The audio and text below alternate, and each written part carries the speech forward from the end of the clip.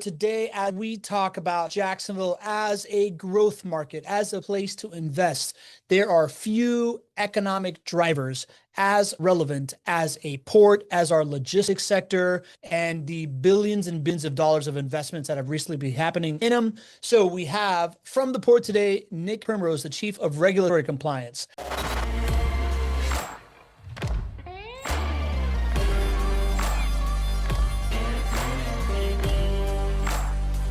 Welcome, everybody, to your weekly edition of the Not Your Average Investor Show. I'm your host today, Pablo Gonzalez. With me in the studio, always a man that I affectionately like to call GC, because he's got the genius concepts, knows how to generate cash flow, is a great co-host, because his name is Gregg Cohen. Say hello, Greg. Hello, everybody. Fantastic. And our aforementioned special guest, first guest live in this studio today. We rolled out the red carpet for the Chief of Regulatory Compliance for JaxPort, Nick Primrose. Welcome to the Not Your Average Investor Show studio, Nick. Pablo, great to be here. Same, Greg, as well. Thank you for having me. Yeah, it's great to have you. Like we said, you're our first guest today. We wanted to talk about a really relevant topic. Nick, we talk about the port. First of all, can you give us what your role is over at the port? And then just talk to us about the importance of the port from an economic development standpoint, which is what you're so good at. Yeah, so I'm the Chief of Regulatory Compliance. I'm an attorney by education and trade. So I'm constantly looking at all the state, federal, and local laws that might impact the port, our contracts with our tenants and our contractors, and then just general advisement on kind of business and things like that. And you do a lot of this kind of like media appearance type stuff as well? I do a lot of public speaking on behalf of the port, as we kind of talked about before.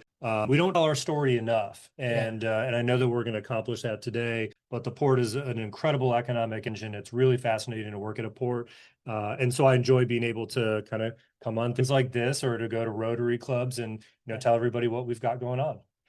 Tell us kind of when you are out there telling this story, what's your favorite thing to talk about? I mean, the impact on people, right? So we pride ourselves, we're a port, so everybody thinks of us as just moving containers and vessels and all of that. But at the end of the day, we're a job creator and economic engine. And so when you talk about the sheer number of people that are either employed by the port or they work in the supply chain, logistics ecosystem, that's awesome. Just a quick backstory, like I grew up in a single parent household, just me and my mom. And so when I look out at the port and see people that are also earning a living for their families, like it makes me excited to be part of like that bigger picture of people getting employed, putting food on the table, and making a difference in their kids' lives. That's awesome. That's awesome. As we talk a lot about on show, we are workforce housing investors. And JWB, Greg, do you want to kind of like talk about the role of JWB housing provider in that sector as well? When you were talking about growing up in a single family household and then looking out, seeing the job and the impact on the communities, I was sitting here smiling to myself. That's what motivates me. That's what motivates us as well.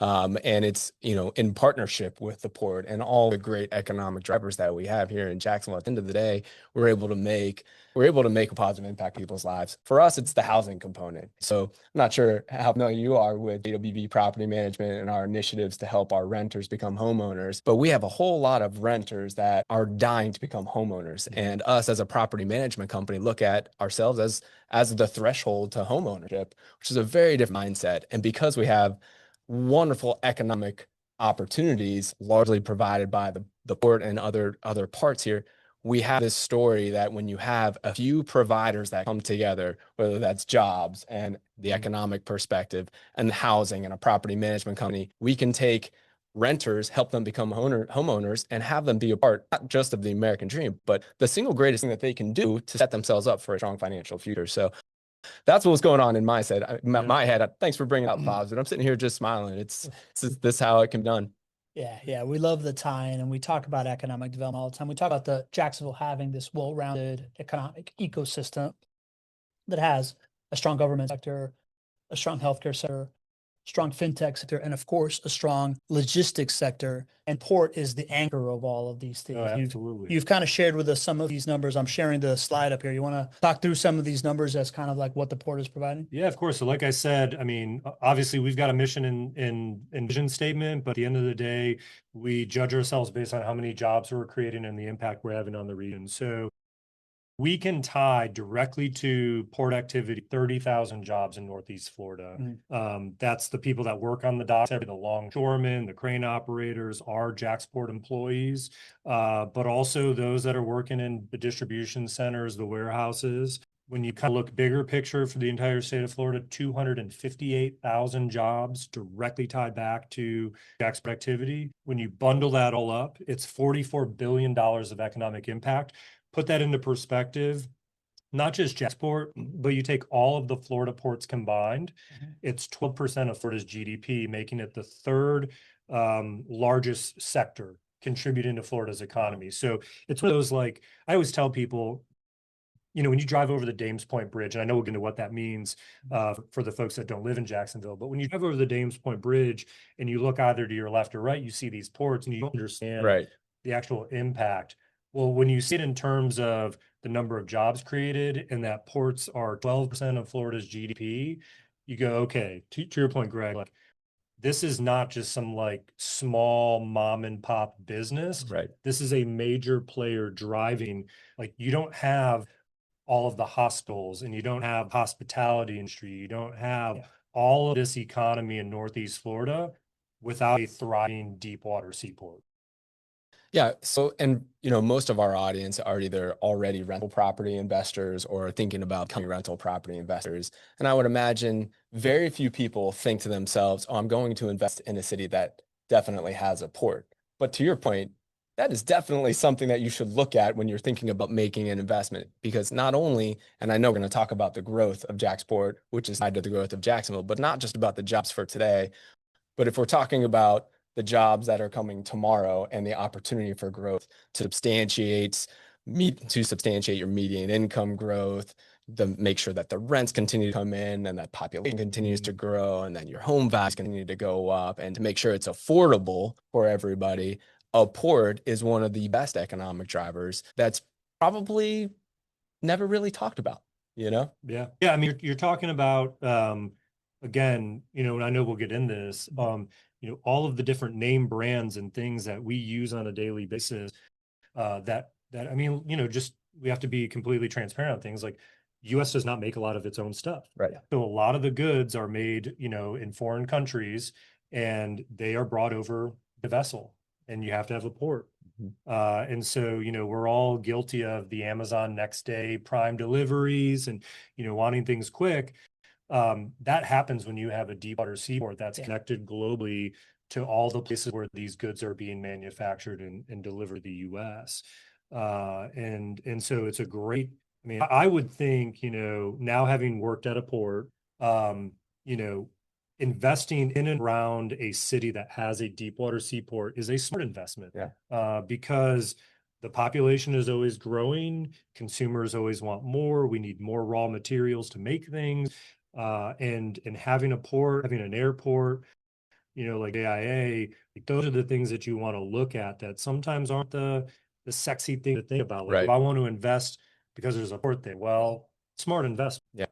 I would imagine most of the cities that you could invest in that have a port are probably not on your list of properties or places to invest, because the values of those properties are already too high to produce positive cash flow because of all of this population growth and median income growth. So to be able to find a port city that you can still find positive cash flow is a real pleasure and joy.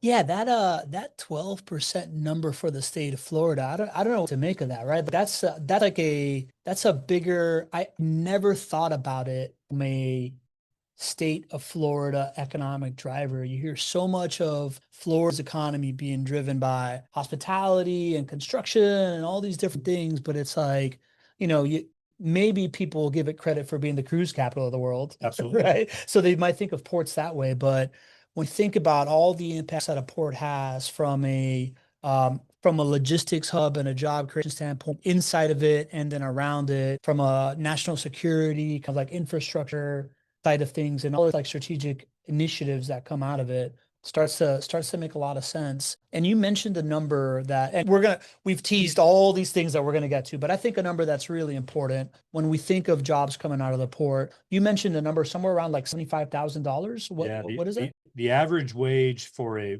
port and supply chain worker in Northeast Florida is $76,000. 76. And again, these are jobs that don't require a college education. In fact, a lot of people that get into the port industry are multi-generational. You know, their dad or mom did it, their grandfather or grandma did it. And they're going straight from high school into these jobs, and they're earning over time. And it's incredible to see because, look, I've got a law degree, so a lot of time in higher education. And so I'm probably not the best person to speak about why it's so important to have jobs that don't require college education, but give you that ability to just jump in feet first and start earning a living at 18, 19 years old, and setting up your family for future success. And so it's incredible. And, I wanted to just mention too, because we, kind of talked about, consumer goods. Maybe helpful to just tell you a little bit about JaxPort, like 10,000 foot view. Please. So we are 1,500 acres, 3 terminals throughout Jacksonville. So if you've ever been to Jacksonville, I'm sharing it right now. Okay, perfect. So our original headquarters is the Talleyrand Terminal. It's also our smallest terminal. And then we've got a Dames Point Marine Terminal, which is where our cruise goes out of. So we do have Carnival and Norwegian cruising out of Jacksonville. And then we've got Blunt Island, which is our largest terminal, 750 acres. It's all the international cargo, so coming from Europe and Southeast Asia and the Mediterranean. But we also have a lot of vehicles. So I didn't talk about this yet, but JaxPort is the largest port in Florida for container. Okay. And so when you see the trucks driving down the road and they've got these weird containers on them, we do more containers than any other port in the state of Florida. Our record year was 1.4 million, what is called TEUs. So, when I speak as fun little fact, take home to your wife and kids, a TEU stands for 20-foot equivalent unit. And the reason that is they needed a globally recognized metric to count containers. And when you go back in the day, the largest containers were 20 feet long. Okay. So everybody in Jacksonville to New York to Europe could say, we had this many TEUs. Well, today we've got larger trucks. So now you've got 40-foot containers, or we've got a lot of Puerto Rican trade that comes out of Jacksonville and they use 53-foot containers. So when I say 1.4 million TEUs, that's kind of that equivalent, there. But we also am I catching that this is a universal unit of measurement that's based on the English measurement system? It is not metric. It is big one for the US. It is big one there. Everybody judges their port on 20 equivalent. So we're the largest one in the state of Florida. That puts us 10th nationally on the number of containers that we do. And so, to the north of us, we've got Savannah and Charleston, which are bigger ports than Jacksonville. But it's okay because we all fit kind of different need and niche. But, we are a big player nationally. We're the third busiest vehicle handling port in the United States. So pre-COVID, we were pushing out about 700,000 cars annually, both brand new cars coming to the U.S., but also U.S.-made cars, like, for example, the Toyota Tacoma, which is made in the U.S., shipping that to foreign countries, as well as used cars and school buses and tractor trailers. So we're 700,000 units. Now today we're doing a little bit over 500,000 because COVID kind of shifted the market on all of that, but it still makes us the third busiest in the United States, which is an incredible thing. And again, that's why I say when people drive over 295, they don't realize, hey, this is the 10th largest container port in the U.S. This is the third busiest automobile port in the U.S. Like, how cool is that we've got that in Northeast Florida? That is super cool. And again, you mentioned a couple of landmarks here. 295 is this kind of like beltway highway that goes around Jacksonville. You see downtown in the middle here. This piece here where you go over the port terminals, over this river, the St. Johns River, that is the kind of the symbol of Jacksonville, the Dames Point Bridge. Absolutely. That everybody sees in the logos and you see it a lot. So that's exactly where the port is. You'll notice that downtown is here. And this port falls into one of the JWB strategic neighborhoods, which is the north side neighborhood. You want to talk about that a little bit? Yeah, just to kind of connect the dots and a few exciting things that we've heard so far. We are now looking at where the ports, the terminals are, and we talked about the average salary being $75,000 for the average worker who's associated with port activities. Well, our core neighborhoods, we aim to serve the workforce housing neighborhoods here in Jacksonville. One of them would be the north side, one would be Arlington, which is just around south of Blunt Island right there. And those are two of our four core neighborhoods. Well, our biggest job creator for those two neighborhoods is sitting right here, and Nick and his team right here. And if we think about from an economic perspective, why these jobs are so important and the earnings and the income is so important, we can relate it back to the average rent for a JWB rental property. It's about $1,500 a month. And, in property management language, you need about 3 times the monthly rent to be able to qualify for a home. You do the math on that, and $75,000 is great for a $1,500 to $2,000 rent right there. So these jobs are a huge, significant piece of the equation as to why the neighborhood are so successful for rental property investors. And then when you couple that with all of the great things that are happening as far as the growth story with the port and with downtown and with Jacksonville overall, that's where it becomes really compelling. But none of that really makes sense until the economics of the income and rent are there. And they are there. A lot of that is supported just by JaxPort here. Awesome. And Nick, something that's a little bit different of our show. We got a community that's watching live. They ask questions. Alejandro Diaz was looking at this slide and he very astutely caught up on this. He caught this and he's asking, how important is it having the north, south, and east, west railway systems close to the port? Yeah. So that's one of the things that we pride ourselves when we're going out and talking to businesses that want to bring cargo through Jacksonville, or even, international companies that want to, plant their flag and invest in new headquarters, is when you look at this map, you see you've got I-95, which runs north and south up the eastern seaboard, up to Maine, all the way down to Miami and the Keys. You've got I-10. I'm going to steal a line from Jax USA President Andre Wallace. You can say that I-10 either ends in Jacksonville or it starts in Jacksonville. That goes all the way to the west. And then all those dotted lines are rail, Norfolk Southern and CSX, obviously major class 1 rail. And then FEC, our Florida East Coast rail that runs up and down the state of Florida. Like, you look at that, and we don't have a slide on this, but if you look at our logo, you see that X is, all of those lines are there. Our kind of little motto is X marks the spot, because our terminals are kind of appropriately positioned between rail and road to connect to everywhere in the United States. And having that kind of either adjacent to our terminals or we've got rail onto our terminals means that we can quickly get cargo to anywhere in the US. And that's a very important economic advantage that we've got. So great question and observation. Yeah, that's a cool thing on the logo here. And we do have a slide on this idea that what that allows to do. Do you want to talk about this slide here? Yeah, absolutely. So, we're always tracking things like population and where residents are, right? We all know the line, time is money, right? Well, in the port world and in supply chain, it's how quickly can you get things from a vessel that's docked at the port to a distribution center to the end consumer. And, the trucking world, the federal regulations, drivers can only drive so many hours a day.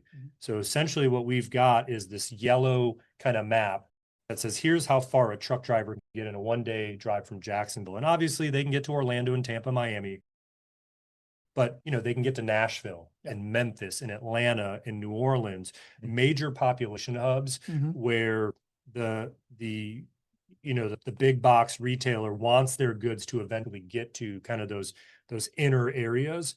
Obviously, Florida is the 3rd most populous state. It continues to grow.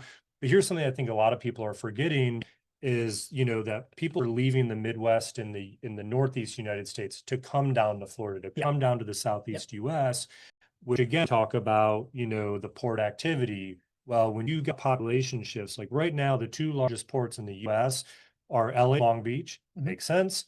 In New York, New Jersey, makes sense. In 10 years, Savannah will be probably the second largest port in the US because all of those New York, New Jersey, Connecticut, Maine, they're moving down to North Carolina, Virginia, Florida, Jacksonville. Mm-hmm. That means the cargo has to follow. It no longer makes sense to bring cargo to New York, New Jersey.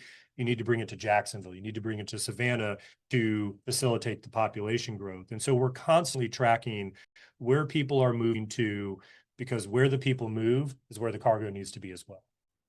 Super interesting. You see, from a real estate investor standpoint, you just said a whole bunch of like darling cities, right? Yeah. Yeah. What are you thinking when you see this map here and like the growth of the Southeast, kind of like how we bet on growth markets? Yeah, it's funny because so many big decisions are made based on population movement and growth. And we're talking about the population moving from, the Northeast to the Southeast, and those ports growing, and those will be the biggest ports at some point in the near future. And it's the same way when it comes to real estate values as well. Rents, home values go up because they are supported by median incomes going up. And it's supported by median incomes going up because more people are moving to the state and more employers come to the state, and there are more jobs and better jobs. And so if you want to put yourself in a position of strength with your investment dollars, follow the population, right? Follow the population. That from a perspective of JaxPort, I would imagine you guys are very in tune with what population is doing here in Jacksonville, and where other ports are probably paying attention to where population is declining or not. They have to come up with some other solutions to be able to maintain. And when it's 12% of the economics of the state of Florida, it's really great to know that it is supported through that population growth. And us as rental property investors will benefit from that. Yeah, the number that sticks out to me on this slide is this idea of 98 million residents within a one-day truck drive. I wonder what that number was 10 years ago, and I wonder what it'll be in 10 years, just based on migration. I can tell you in the 6 years that I've been in the port, that number's jumped from 92 to 94 to 96. Interesting. To at some point we were even sure the 98 is right anymore. Like, could it be over 100 million that you can get? Yeah. And really that's what would be even more interesting, I think, is to move it down into like the 4-hour mark. Like, okay, well, what about in 4-hour? Because I've seen numbers like, when you look at South Carolina, Georgia, Florida, Alabama, Mississippi, they're experiencing close to double-digit population growth, and that's just migration from the Midwest and Northeast. Mm-hmm. So that concentric circle down to 4 hours and 2 hours is going to also be a significant number of people. I would imagine. When I talked to when I first moved here and I started comparing Jacksonville to like Southern California when I lived in the early 2000s, I talked about how much I love the weather, how much I love the beachside lifestyle that has like the surf lifestyle. And I would talk about these awesome road trips that I would be able to do from Southern California. Jacksonville is unique in Florida as a city to have these accessible road trips of like in 4 or 5 hours, you're in Asheville, you're in Miami, you're in Atlanta, you're all these different things, not to mention all these wonderful southern towns of like Charleston, Greenville, Savannah, like all these different things that are really, really attracting people now that the world has gone mobile. Yeah. Right. So as we talk about the future of the port, we talk about these increasing demands. One of the big headlines that we brought you in here was for the investments that the port is making in order to keep up with things and compete.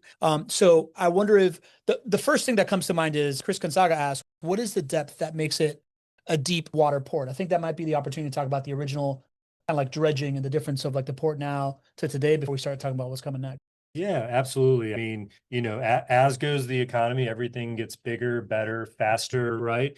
And so JaxPort used to have a 40-foot channel from the sea buoy all the way to our Talleyrand facility. So all of our terminals used to have 40 feet of water.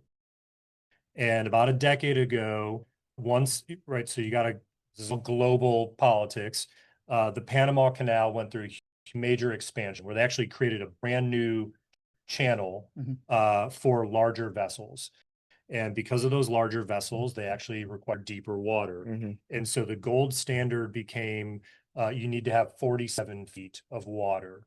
And so JaxPort went through the environmental studies, the economics, congressional approval to dredge the harbor from 40 feet to 47 feet. As you can see on the screen, that kind of teal, from the sea buoy through Blunt Island.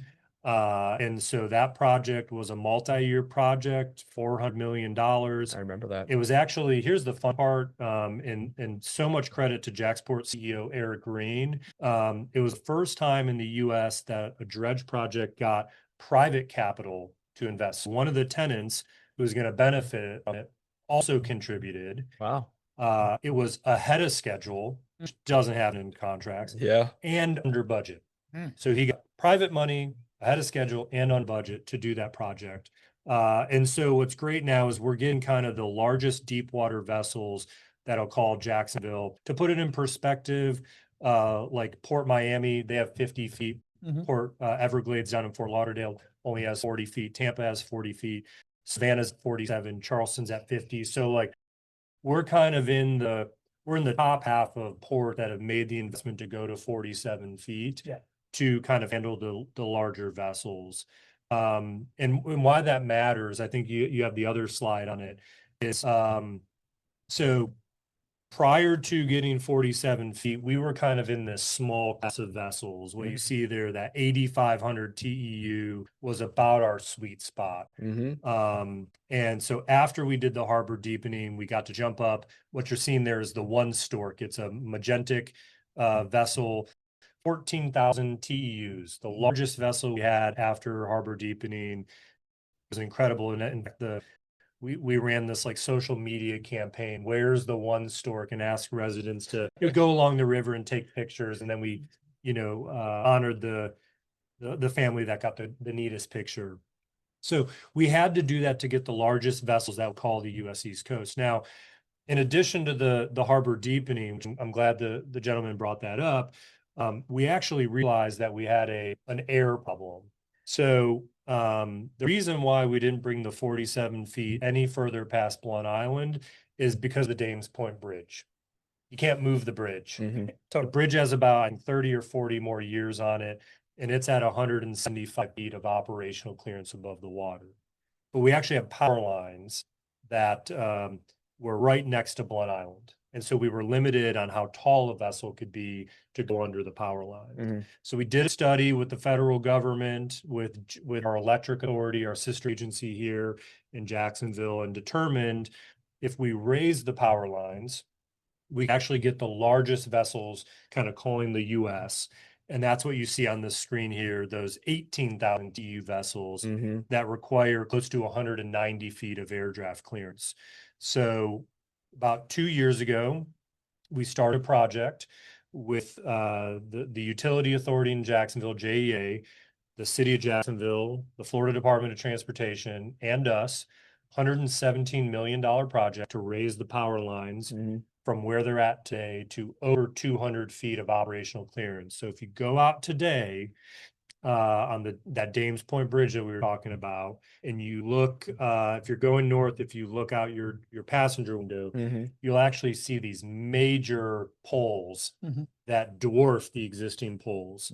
That project will be finished in December. And so we'll start getting those even larger vessels. And you got a great slide also that you can show that just shows how big these vessels are. They are as long as the Empire State Building is tall. So wild. And when you stand next to one of my favorite things to do, other than talk about the port, is bring people onto the port property and just put them on the dock and let them look up and see how massive it is. But Pablo, I want to tell you kind of, because I know this kind of goes into what we're talking about with growth in JaxPort, right? When you hear a number like $400 million invested in the harbor, or $117 million invested in the power lines to get bigger ships to more containers, we always get asked, like, well, why? Why do you need to do that? Well, there's kind of two things. One, you have to keep up, right? When the vessels get bigger, if you can't handle them, they're going to go elsewhere. We don't want to let them go to competitor ports and leave the city of Jacksonville. Yeah, you don't want to shrink the capacity of the port by not keeping up with it. It's a lot about protecting us, but it's also growing. Yeah. And so, I don't think I said this, but every 1,000 moves that we do, right? So we do 1.4 million container or TEUs. For every 1,000 moves of a container, it's 10 direct jobs. Okay. right? So when you start doing that, like 30,000 jobs locally, 208,000 jobs in the state of Florida, that's how the economists create that number. Yeah. And a direct job is a job within the confines of the Within the port? confines of the port, these indirect induced jobs, those are our truck drivers, our warehouse workers, our distribution center, people that are involved in the logistics, world and that. So we make all of these investments to create more capacity, to get more containers to come to Jacksonville. So the goal by 2030 is to hit 1.6 million TEUs. And then when it's all built out and we're full capacity, we'll be over 2 million TEUs a year. So what does that equate to jobs, right? We're talking 600,000 more TEUs. Divide that in half for like the number of containers. Divide it by every 1,000 moves is 10 jobs. It's 300 more jobs just in kind of our little port ecosystem, not to include all the indirect and induced jobs that are created because of it. So we're talking thousands of more jobs that are created because of these investments. It's really interesting because I'm trying to put myself in the position of deciding what is a good project to take on, an infrastructure project for JaxPort and for the city and all that. And does it boil down to that? You look at it, you look at the investment that's made, then you boil it down to the number of jobs that will be created X number of years in the future and assign a median income to that. And is that the justification for one of these infrastructure projects? Yeah, a lot of it is like I mentioned, it's protecting the jobs that we have and the services that call Jacksonville, whether it be, the Southeast Toyota that we can talk about, their big investment to stay in Jacksonville another 50 years, to the container improvements that we make. It's to protect it, but also to grow and attract more. So we were talking before the show, when the harbor deepening was announced, you started seeing a lot of interest from the big name brands of like, okay, Jacksonville is going to have 47 feet. That means we can now bring our goods, that are manufactured in Europe or Latin America to Jacksonville now. And then once the harbor deepening finished, we saw even more companies come. Right. And so like a great example is, I mentioned Sam's Club before we talked, right? Sam's Club and Walmart are like gold stars in the supply chain and shipping world. Like you want to have Sam's Club or Walmart plant their flag and say, we're going to bring our containers through your port and we're going to build 1 million square foot warehouse and we're going to employ people in that warehouse, distribute goods to the local region. And that's what we had happen. Yeah. Right. Harbor deepening happens. We announced that we're raising the power lines. Sam's Club goes, we're opening up a distribution center. We're going to bring cargo through. And the list goes on. I mean, Amazon, Samsonite, Sub-Zero, Wolf, your high-end appliances, Cisco Foods, like all of these big companies that we rely on every single day started calling Jacksonville home because of the investments that we made in our port. Let's just go back like what we talked about at the beginning. What's exciting about that is it's jobs. It's people making a living, the American dream, renting a home, buying a home, starting a family. Like that's what this all about. It's on one hand, the jobs are incredible that we're creating JaxPort, but at the same time, it's really impossible to evaluate the economic impact of a Sam's Club coming in because it's not just the jobs that are serving the community now. It's every other big box retailer that says, oh, wait, Sam's Club jumped in. Absolutely. You know what? Now I know I want to be there. Yeah. And then, of course, how are you going to economically justify or calculate that? It's a lot of the same thing that we're thinking about when we are doing what we're doing downtown. And, there's a lot of city incentive dollars that go towards downtown development.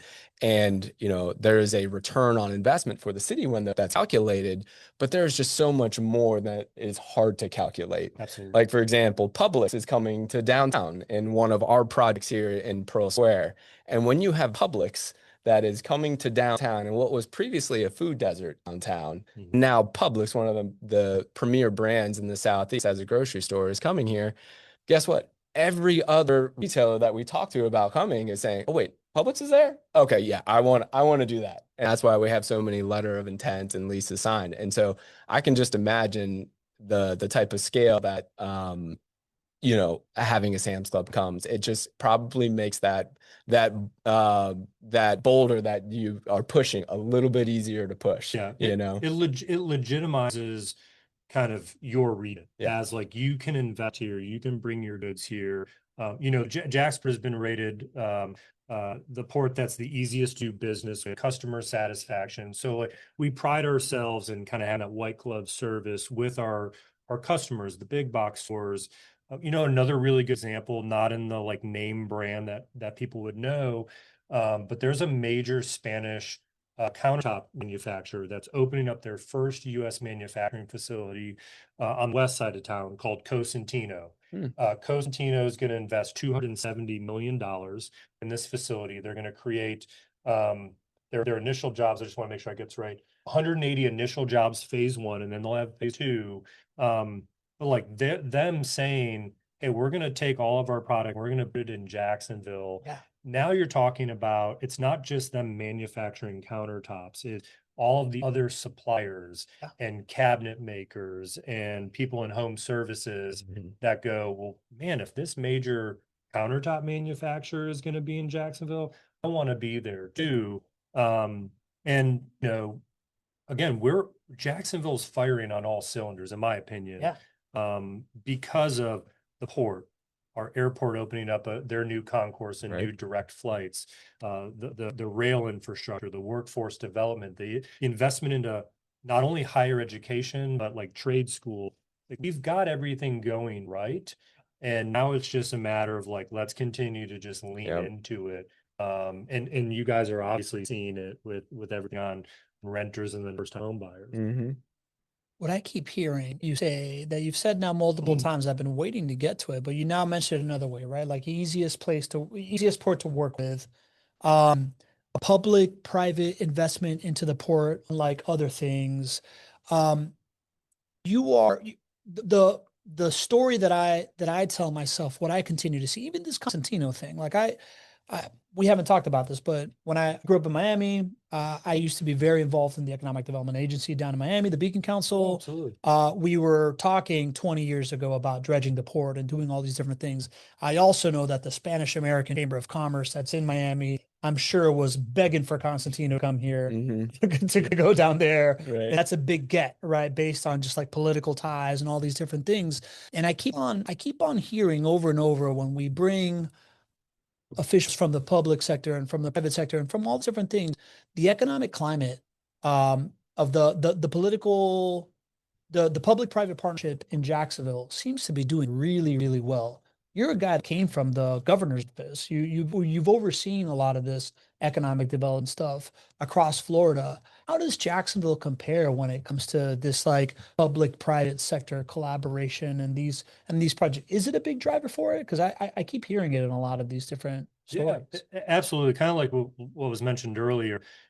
Certain projects are going to make sense in South Florida, and certain projects, to your point, and I love everybody down at the Miami-Dade Beacon Council.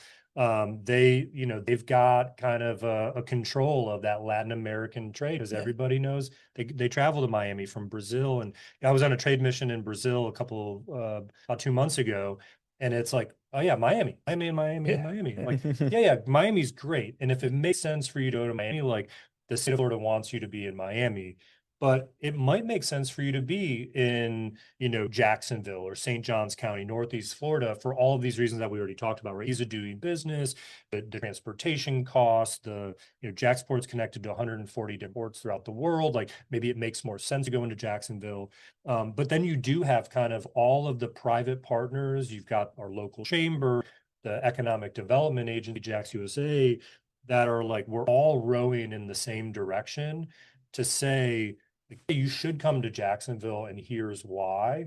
We've got available land, we've got cheaper land, we've got the workforce, we've got the housing, we've got the lower cost of living. Like, everybody, Florida's weather. Yeah, Florida's weather is incredible, but you want to have a great school system for your kids. You want to have arts and culture. You want to have the beaches. You want to have, easy access to fly somewhere. And Jacksonville's got that. And I think we all kind of realize that. And, a really good statistic to tie it back into what I do at the port is Jax USA recently, when they were looking at kind of all the projects that decided to come to Northeast Florida, 40% of every project that decided to come to Jacksonville had a direct need for a deepwater seaport.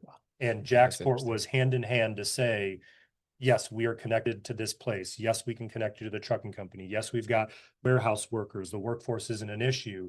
And I think if I remember correctly, they equated it to $500 million of investment. So that 40% of projects is $500 million of investment into Northeast Florida and over 1,000 more jobs. Right. So that's mind-blowing, information that because of this seaport that most people in Jacksonville don't really know about. Sure. International companies are saying, I came to Jacksonville because you've got this port and you've got the workforce, you've got the education for the people we need to employ. Incredible. Nick, I'm really curious. And I'm sure you make the rounds and you talk to other professionals and leaders in other ports. How do people view JaxPort? Because everything that I see, right, we have these natural assets that other ports just don't have. The ability for us to reach 98 million people within a day is not something that many ports would be able to do. We have this thriving economy, and we have rising median incomes, and our population is growing. We're the 6th fastest growing population in the country here in Jacksonville. So we've got all these wonderful things. And we've got this port that's just crushing it. So how are we viewed? Are we viewed as a fast growing or fast rising, darling port? Or how would other ports characterize us? I mean, there's healthy competition between the other Florida ports. And so we all kind of have our niches, right? So Florida is the cruise capital of the world. You have the 3 busiest cruise ports in the world in Florida with Cape Canaveral, or Port Canaveral, Port Miami, Port Everglades. But Port Canaveral didn't try to compete with cars or containers like we do. Right. We certainly aren't going to try to take cargo from Miami that's destined for Miami. So there's a healthy competition, but there's also a healthy respect for the larger Florida ecosystem. We kind of joke all the time. I mean, they know when we speak on panels with our other port colleagues, JaxPort's the largest container port in Florida, or the 3rd busiest automobile port in the country. They can't compete with that. So, but they do a lot of things like Port and Port Everglades are very large petroleum and jet fuel ports that we have none of that on JaxPort property. So, we all kind of know our role in the Florida ecosystem. Definitely. Yeah. Interesting. I love the idea of MJ Rada asked this too, how we compete with other ports and our positioning. And it's you build for your strategic advantage, right? I'm an economics major. There's the absolute advantage principle. Miami's port is going to serve that tip of Florida, kind of that ecosystem, because it's hard to get down there. You just mentioned jet fuel and those kinds of things. The space race in Port Canaveral, that's going to be there. It sounds like for us, it's kind of connectivity to the rest of the United States, right? Because you have that juncture between I-10 and I-95. You have all the different rails. We are at this kind of place. You mentioned that Florida has great climate. I feel like Florida has great weather. I feel like Jacksonville has the best weather in Florida. Right. I know. I would also assume that, and this is meant in passing, right? But the workforce component of it, it's really hard to bring people to, let's say, Miami and allow them to find somewhere that they can rent a home, right, live somewhere close to their work for $2,000, $1,500. I would imagine that, similar reasons of why we're the number 1 corporate relocation destination in the United States and it's one of the 2nd hottest job market is similar reasons to why, you have the land advantage and you have the port as a requisite, but these companies like Constantino that are going to bring in a countertop cutter and they need to be able to like afford their lifestyle Right. are also choosing here. So it all kind of works in concert, right? This like underpriced, lower than the median income, median average of America, kind of like cost of living and housing, along with these job opportunities for you guys. Yeah, I mean, you've got this is something that I didn't know until recently, but it makes sense, right? Jacksonville is obviously military friendly. I mean, we love our military and our veterans in Jacksonville, and you know, every single day, you know, we thank them for, you know, sacrificing. But I found this really interesting when they did a survey of which bases do individuals in the military ask for their last base assignment. It's two top ones. San Diego makes sense. I've never been there, but it looks beautiful. Yeah. And Jacksonville is actually number one. Interesting. Wow. Most military individuals want a Jacksonville base as their last assignment so that they can then retire here. What does that mean for Jacksonville? Well, nobody is more skilled and educated and trained and hardworking than U.S. military veterans. Sure. And they're here in Jacksonville looking for that second career opportunity. They don't want to necessarily have to go get a 4-year degree. And so when you've got all these businesses that are in the supply chain world looking for that skilled worker who's going to be reliable and dependable, they look at Jacksonville, and we hear that, right? We hear from companies the ease of doing business, the low cost of land, the availability of workforce. We've got incredible trade schools, and I'm on the St. John's River State College board. So, you know, one of our state colleges, we've got FSCJ, a local state college here in Jack. You've got a lot of like really smart strategic things happening regionally that just, I think, put Jacksonville in a market by itself. And so even though I mentioned these other names, you know, of cities in the Southeast, or you talk about Orlando, like, no, we're in our own market, and it's a thriving market, it's a successful market, and it's a growing market. You know, and what I would say, you know, bookmark this video, come back 10 years later, Yeah. and you'll go, yeah, Nick wasn't wrong. Like JaxPort is booming, and because of that, all of these other ancillary businesses are starting to call Northeast Florida home. The term path of progress comes to mind, GC. Mm-hmm. You want to talk a little bit about kind of like how this fits into the whole thesis, the downtown urbanization, Yeah. all the things that's You know, as rental property investors, we're looking for that edge in our real estate investments. And we look at the spreadsheet and we say, oh, well, the numbers look good, but I want an edge. I want something to take it a little bit higher as far as my return perspective. And we talk about, you know, the best path of progress is to invest in a city that has a huge growth engine. We talk about downtown as being that growth engine. And that is that, you know, when investors look and they say, well, you know what, I want to invest in this property, I want to make sure it's next to this shopping center or this school district or whatnot. I try to help people see if you really want an edge, if you really want this path of progress that people talk about, hitch your wagon to an economy that is supported by a port like JaxPort, or a downtown that is thriving like we have here in downtown Jacksonville and revitalizing, and do it before the home prices go up, because this is not new. We are just following a model that works. Right? JaxPort is following a model that works. They understand how to do this. As rental property investors, it's a model that works. When population is growing and you have the type of economics as a base for your market, you're going to see that you're going to get that edge.